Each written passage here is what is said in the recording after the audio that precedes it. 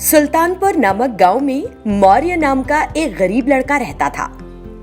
क्योंकि उसके माता पिता की बीमारी से मृत्यु हो गई थी, मौर्य अकेले रह रहा था। उसकी देखभाल के लिए कोई भी आगे नहीं आया, कोई उससे बात तक नहीं कर रहा था। एक दिन मौर्य को रात में बहुत भूख लग रही थी। उसने खाने के लिए खोजने के लिए हर जगह देखा, लेकिन कुछ भी नहीं मिला। मौर्य पद्मा के पास गया, जो उसके घर के बगल में चाय की दुकान चला रही थी। क्या आप मुझे अपनी होटल में कुछ काम देंगी? क्या काम करोगी? अगर आप मुझे पैसे देंगी तो जो भी काम आप कहेंगी मैं कर लूंगा। ठीक है बेटा, मैं चाय और टिफिन बनाती हूँ, तुम ग्राहकों को टिफिन परोस देना। अगर तुम ऐसा करोगे तो तुम्हें हर दिन 100 रुपए दूंगी। ठीक है। मौर्य उस होटल में रोज काम करता था। इस तरह कुछ दिन बीत गए। एक दिन मौर्य के बुद्धिमान होने पर ध्यान देते हुए पद्मा ने उससे कहा, मौर्य, यदि तुम अपनी बुद्धि का उपयोग करोगे तो तुम्हारा भविष्य बहुत अच्छा होगा। हमारे घर के बगल में एक स्कूल है, तुम पूरे दिन काम करो और रात में स्कूल जाकर पढ़ाई करो। ठीक है। उसके बाद से मौर्य दिन भर उस होटल में काम करता और रात में स्कूल जाता था। फिर वो कुछ सालों में एक नौजवान बन गया। एक दिन मौर्य होटल में चाय और टिफिन परोस रहा था। तभी उस होटल का फोन बज उठा। पद्मा ने अपना फोन उठाया। दूसरी तरफ से, नमस्कार, मौर्य को सुल्तानपुर गांव के रेलवे स्टेशन में मैनेजर की नौकरी मिल गई है। उसे कहिए कि कल सुबह स्टेशन पर आकर हमसे मिले। पद्मा प्रसन्न थी और मौर्य के पास गई। मौर्य, आज से तुम्हारी सभी समस्याओं का समाधान हो गया। मैं बहुत खुश हूँ मौर्य। क्या हुआ मैडम? हमारे गांव के रेलवे स्टेशन में तुम्हें मैनेजर की नौकरी मिली है। तुम्हारे लिए कॉल आया था। ऐसा क्या? मुझे भी बहुत खुशी हो रही है। मौर्य दिन भर बहुत खुश रहा। अगले दिन सुबह वो तैयार हो गया और अपनी नौकरी ज्वाइन कर ली। वो खुशी खुशी अपना काम कर रहा था। एक दिन उस गांव में एक भूखा हाथी आ गया। हाथी को देखकर सब भाग खड़े हुए। कुछ लोगों ने उस हाथी को पीटने की कोशिश की, लेकिन मौर्य ने उन्हें रोका और कहा, रुको रुको, ये हाथी भी हमारी ही तरह एक प्राणी है। हाथी को बहुत भूख लग रही होगी। इतना कहकर उसने कुछ केले लाकर उस हाथी को दे दिए। तब से वो हाथी मौर्य के पास ही रहने लगा। कुछ ही दिनों में वे अच्छे दोस्त बन गए। मौर्य भी प्यार से हाथी की देखभाल कर रहा था। एक दिन हाथी मौर्य के पास आया और कुछ कहने की कोशिश की, लेकिन मौर्य को कुछ समझ नहीं आया। वो उठ खड़ा हुआ। वहां मौर्य ने देखा कि रेलवे ट्रैक टूट गया है। तभी मौर्य ने उस ट्रैक पर ट्रेन के आने की आवाज सुनी। ये सुनकर मौर्य लाल रंग का झंडा लहराता हुआ ट्रेन की ओर दौड़ने लगा। उस ट्रेन के चालक ने उसे देखा और ट्रेन को रोक दिया। वो ट्रेन मौर्य और हाथी के सामने आकर रुक गई। ट्रेन का चालक तुरंत ट्रेन से उतरकर मौर्य के पास आ गया। क्या हुआ? ट्रेन क्यों रोक दी? मौर्य ने उसे टूटे हुए रेलवे ट्रैक के बारे में बताया। सभी को इस बात का पता चला और उन्होंने मौर्य और हाथी की तारीफ की। तब से सभी ग्रामीण हाथी को प्यार करने लगे और उसकी देखभाल भी। वे हाथी को प्रतिदिन जितना हो सके उतना भोजन देते और सुखी जीवन व्यतीत कर रहे थे। विक्रम सुल्तानपुर नामक गांव में रह रहा था और कैब ड्राइवर का काम करता था। वो अपनी पत्नी और बच्चों को उस मेहनत से कमाए पैसे से पाल रहा था। एक दिन विक्रम अपनी कैब में सुधीर नाम के एक यात्री को ले जाता है। अगर तुम इस तरह गाड़ी चलाओगे तो मैं आज ऑफिस नहीं जा पाऊंगा। इस सड़क पर तेजी से चलाना मुश्किल है सर। ये फालतू बातें मत करो, पहले कार ठीक से चलाना सीखो। जल्दी चलाओ, तुम एक कछुए की तरह आगे बढ़ रहे हो। तुम्हें कैब ड्राइवर की नौकरी किसने दे दी? हाँ, समझ नहीं आ रहा मुझे बिल्कुल। विक्रम जो उसकी बातों को बर्दाश्त नहीं कर सका, उसने कार की गति बढ़ा दी। तभी कार ने नियंत्रण खो दिया और सलीम नाम के एक व्यक्ति को टक्कर मार दी, जो संतरे बेच रहा था। विक्रम ने कार से उतरकर कहा, चलिए सर, हमें अस्पताल जाना होगा। अरे देर हो रही है, पहले मुझे ऑफिस छोड़ो और फिर अपनी समाज सेवा करना, समझे? इससे विक्रम नाराज हो गया। तुम्हारी वजह से हुआ है ये। अगर तुमने मुझे तेज चलाने के लिए नहीं कहा होता तो ऐसा नहीं होता।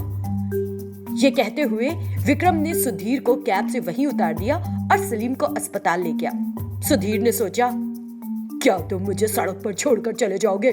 मैं सिखाता हूं तुम्हें सबक। ऐसा सोचते हुए उसने कैब के मालिक को फोन किया। आपकी सर्विस एकदम थर्ड ग्रेड है। आपके कैब ड्राइवर ने मुझे सड़क पर छोड़ दिया और चला गया। सॉरी सर, मैं हमारे ड्राइवर द्वारा की गई गलती के लिए माफी मांगता हूँ। हम इसे फिर कभी नहीं दोहराएंगे। शाम को विक्रम ऑफिस आया। देखो विक्रम, अब से तुम यहाँ काम नहीं कर सकते। जाओ और जाकर कोई और नौकरी ढूंढो। तुम्हारी वजह से हमारी कंपनी का नाम खराब हो रहा है। ये सुनकर विक्रम बहुत दुखी हुआ और वहां से चला गया।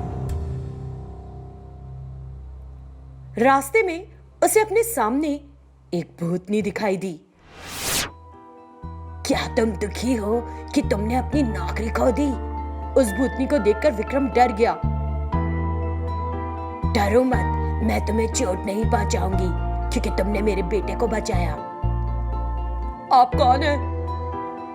मैं सलीम की माँ हूँ। तुमने कल उसकी जान बचाई थी। मेरे गुजर जाने के बाद वो एक अनाथ हो गया है। वो हमारे संतरों के बगीचे की देखभाल कर रहा है और फल बेचकर अकेले जीवन गुजार रहा है और अचानक ये उसके साथ हो गया। उस समय तुमने अपने जीवन और नौकरी के बारे में सोचे बिना उसकी जान बचाई, इसलिए मैं तुम्हारी मदद करने आई थी। इतना कहते हुए उस भूतनी ने एक जादुई नारंगी एम्बुलेंस कार बना दी। देखो लड़के, ये एक जादुई नारंगी एम्बुलेंस कार है जिसमें पेट्रोल या डीजल भरने की आवश्यकता नहीं। यात्री को कोई परेशानी नहीं होगी। आप जोखिम में पड़े लोगों को इसमें अस्पताल ले जा सकते हैं। इसके जरिए आपको पैसे भी मिलेंगे और आप उन लोगों की मदद भी कर सकेंगे जो खतरे में हैं। तब विक्रम बोला, बहुत बहुत धन्यवाद। आपने न सिर्फ मुझे नौकरी दी बल्कि मुझे लोगों की जिंदगी बचाने का एक अच्छा जरिया भी दिया है। क्योंकि तुम्हारे पास एक अच्छा दिल है, तुम्हारे लिए सब कुछ अच्छा ही होगा। ये कहते हुए भूतनी वहां से गायब हो गई। तभी से विक्रम ने उस जादुई नारंगी एम्बुलेंस कार को चलाना शुरू कर दिया है और लोगों की जान भी बचा रहा है।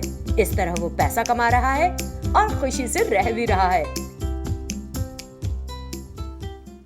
के साथ रह रहा था।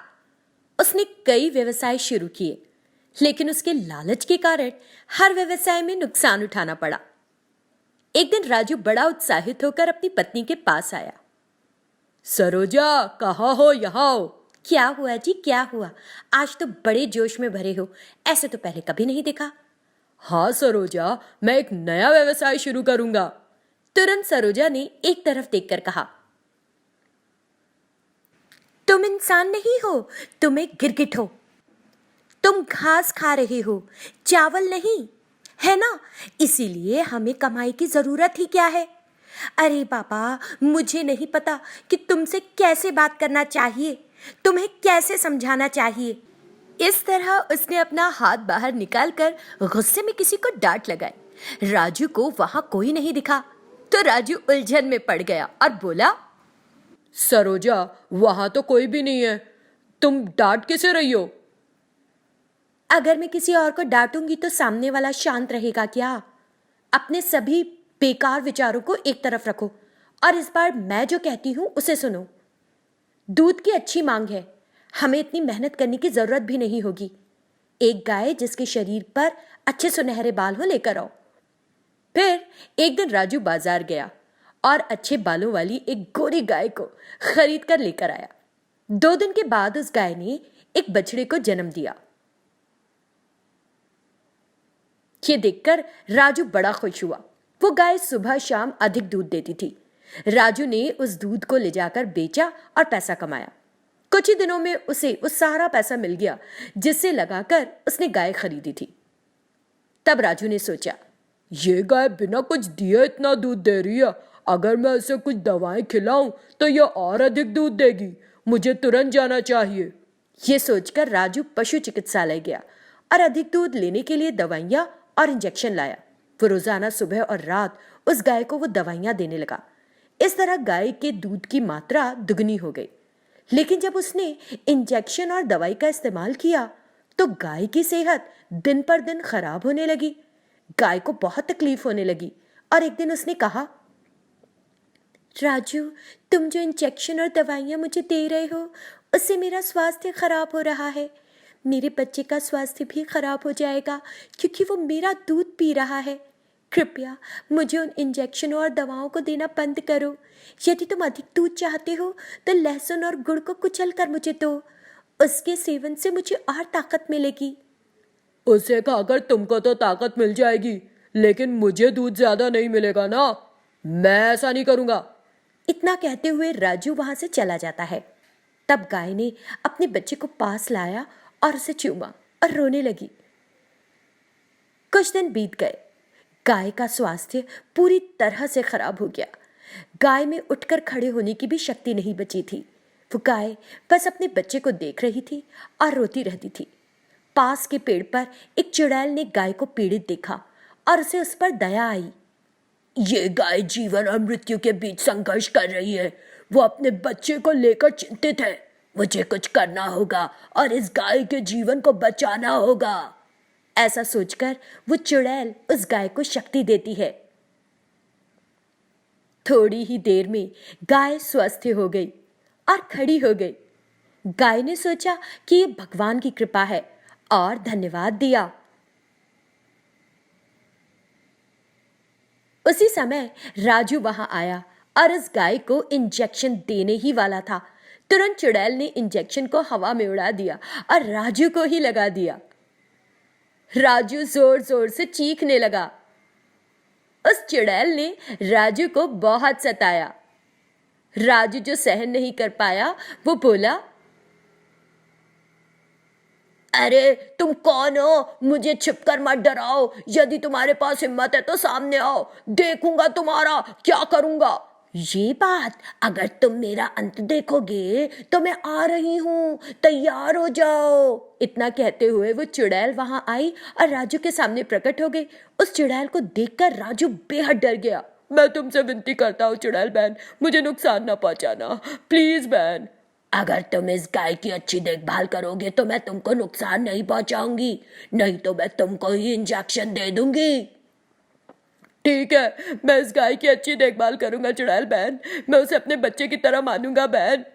तब से राजू गाय की अच्छी देखभाल करने लगता है और फिर गाय अपने बच्चे के साथ खुशी से रहती है और उस चुड़ैल का धन्यवाद देती है।